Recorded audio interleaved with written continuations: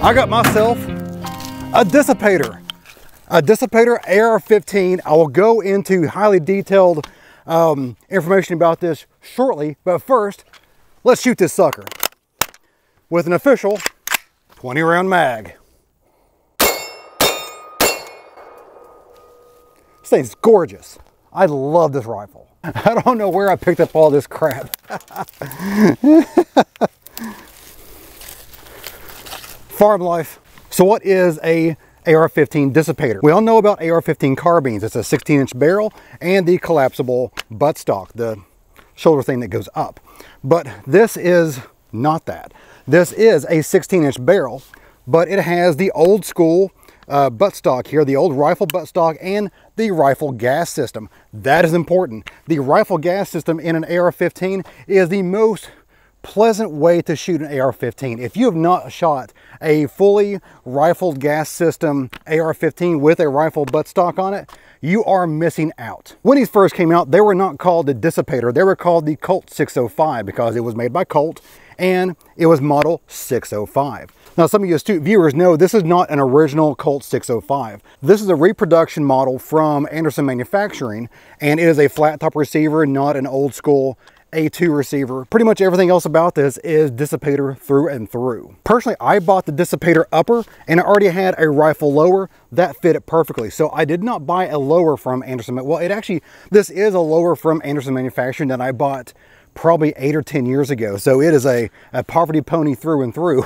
If you want to see the first shots with this rifle, here it is right here. Now before we get started, I'm way zoomed in there. Before we get started, we're gonna go ahead and test this thing out so I don't have to send it back mid-stream during the video to RMA it for repair. So I'm just gonna send a few rounds down. I've not sighted it in. I don't know if it's gonna cycle with this steel case ammo. I've not even lubed the thing yet. I'm way back. Well, we'll slide it here. Let me try to give you a little bit better view of the action here. Okay, let's just see if I can hit some targets. Again, I have not sighted this thing yet at all.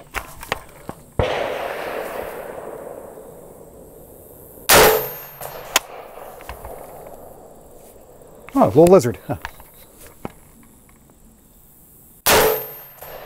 I'm hitting it. That's crazy.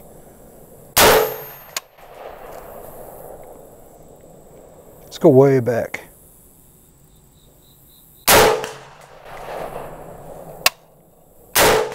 Huh.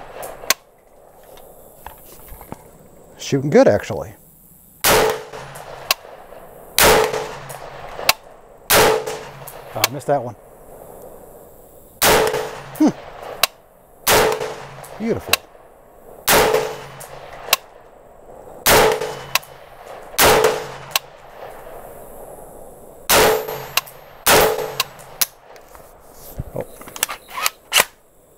Oh, got a failed to lock back, and that's it. So, wow. Striped in the factory, not a single bit of lube or anything. I just came to the range and started shooting. That's fantastic. And it has been running like a bat out of hell ever since. This upper is a flat top upper. It has the rail system on there, not a A2 carry handle. I did buy the carry handle separately. It did not come with that carry handle. Don't buy the cheap carry handles off eBay or off of Amazon. They are junk. They are hot garbage. The cheapest good carry handle that's manufactured today is manufactured and sold by Palmetto State Armory. So take a look at those if you want to pay full price, or if you want, you can get one of these. This is a USGI surplus that was manufactured. Actually, I've got the manufacturer on here somewhere, but I cannot see it now in this light. But this was manufactured in the US for the military, and you can get these at Venture Surplus. Just Google that. I can't give you the web address, but I bought it from them, and it is fantastic. And probably the cheapest good carry handle on the market today. So you slap that sucker right onto your flat rail, and you get a total blast from the past right there. That is a fantastic carry handle. The sights work exactly the way you're supposed to work. The detents are strong. Everything works exactly how you think it should. And yes, the surplus handles here use those great big huge knobs. It's kind of surprising. You think they'd be more low profile, but they are not. They're a big old mamma jammas there, probably for use with gloves. Just walking down a Deuce and a half to get this opening shot set up. I just love the Dissipator, man. Anderson Manufacturing, if I had a free hand, I'd give you a thumbs up. Why did the military start offering the Colt 605 Dissipator to the troops during the Vietnam War? Well, let me tell you, have you ever tried to go through the jungle or go through a vehicle with a 20-inch barrel on their AR-15? It is cumbersome to say the least. The way Colt made the Dissipator was oddly unimaginative. All they did was take a normal 20-inch rifle that was exactly stock from the military. They took off the muzzle brake, chopped the barrel down to 16 inches, rethreaded it, and then stuck the muzzle brake back on, and that was it. Dunzo, back to the war front you go. Got my pointer out here. Okay, so here is the front sight. It is also the gas port. So the gas port, instead of having an extra 4 inches of dwell time for the bullet to force gas into the whole gas system and operate the action, it only has this amount right here to gain enough gas to move the action back and cycle the rifle.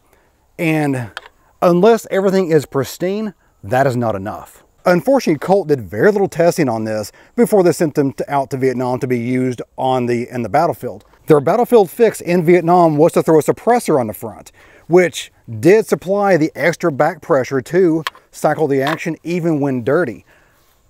But then you have the same issue. You have a extra long barrel in the bush and in vehicles. Actually, it's even longer now. The suppressor was longer than the 4 inches that they chopped off. So it was a losing proposition at best. Eventually, they did figure out a fix, and it's the first thing that anyone thinks of, and that is to make the port bigger.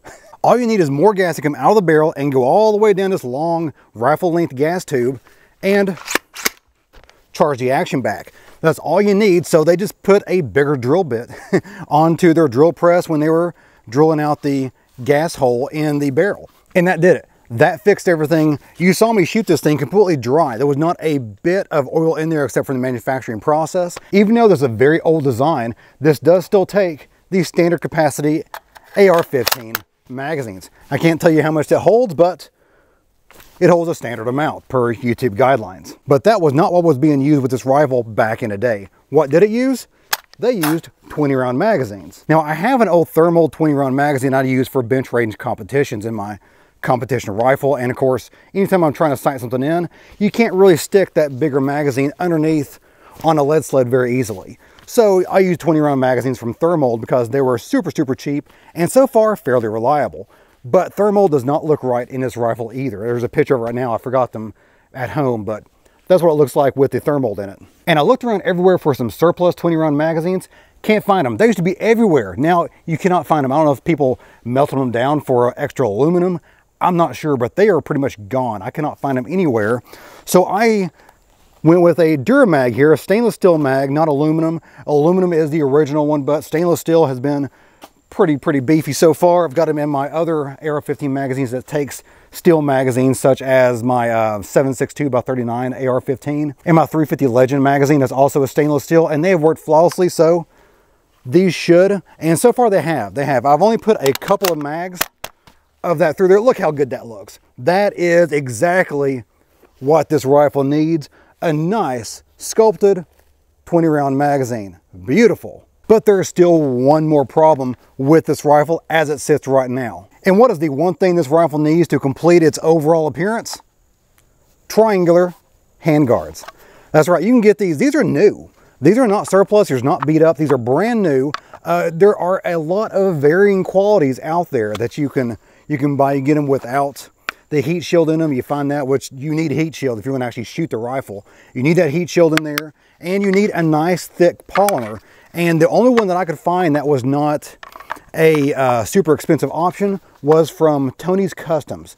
Just Google them, you can find Tony's Customs. They got these, and it was the best price I could find for the highest quality triangular handguard. And of course, I can't show you putting these on, but if you can change out your handguard, these snap right on. And now she's complete with the correct carry handle, the correct 20-round magazine, and triangular handguard. This thing looks and feels awesome. The handguard I took out from Anderson Manufacturing is no slouch. This is a high quality handguard. There's no problem with this thing whatsoever.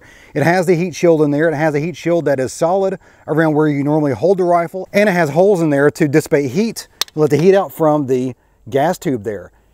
And look at that gas tube. Look at that thing shining all the way down. And that view right there is what tells you instantly that this is a real dissipator and not a fake one. There are a ton of fake dissipators on the market right now. The fake ones have a carbine or mid-length gas system, not a rifle gas system, and that helps it cycle without doing any kind of extra R&D to make the full 16-inch rifle gas system work. They'll go ahead and drill out and put a low-profile gas block about here, put on a dissipator handguard, and then put a fake sight that looks like it is a gas system, but is not. It is not a gas system up here on the fake ones. It's just there for the sighting purposes only. But if you look down, you will see a gas block somewhere around here versus up here, and it will not have that uninterrupted gas tube all the way down the barrel like that. Okay, enough talking. Let's shoot some more here. This was, of course, a empty magazine I had out for the demonstration purposes.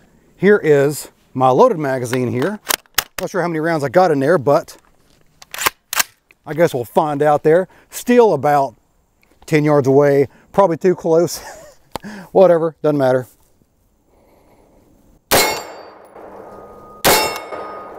Man, it rings it though.